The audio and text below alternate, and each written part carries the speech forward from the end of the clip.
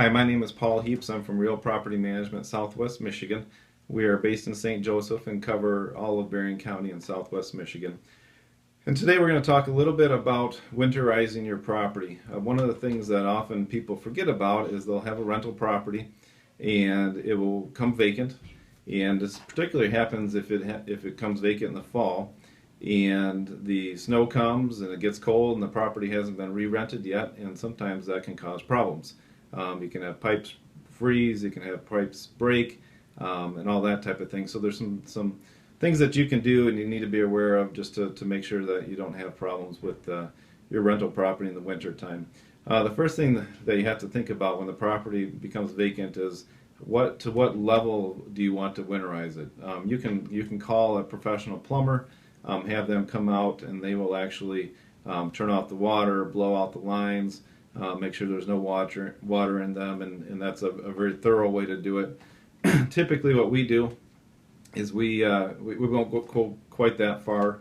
We'll go to the property, turn off the water, run the faucets, so we run the water out of them, and that's good, because that way if something were to happen, if the heat were to get turned off for some reason, then at least if the pipes were to freeze or that type of thing, they wouldn't break and leak all over the place. So as long as you get the water turned off at the main entering the house, that's the main thing.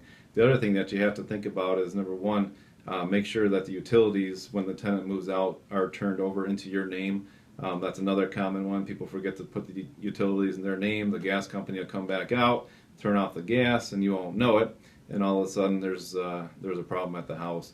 Another thing that happens is oftentimes the tenant, when they move out, they'll either not have the heat on at that time of year, or they'll have it turned way down. So you do have to remember just to check and make sure the heat is on at the house and it's turned up and that type of thing. So another thing that can happen is you can have problems with in the common areas of a house, so or a multi-unit building. So if you've got, for example, a 4-unit property that's got a laundry room, oftentimes what will happen is you may have laundry machines in the basement. Those pipes in the laundry machines are close to an exterior wall. Sometimes those will freeze. So sometimes people don't think about that type of thing. You just got to make sure that you've got some heat in the basement, particularly if you have a property that has electric baseboard heat. If they have electric baseboard heat, that typically means that there's no heat going in the basement, and so you'll need to put some sort of supplemental heat or that type of thing in there. So winterization is important, and we have a number of checklists that helps us remember on all of our properties.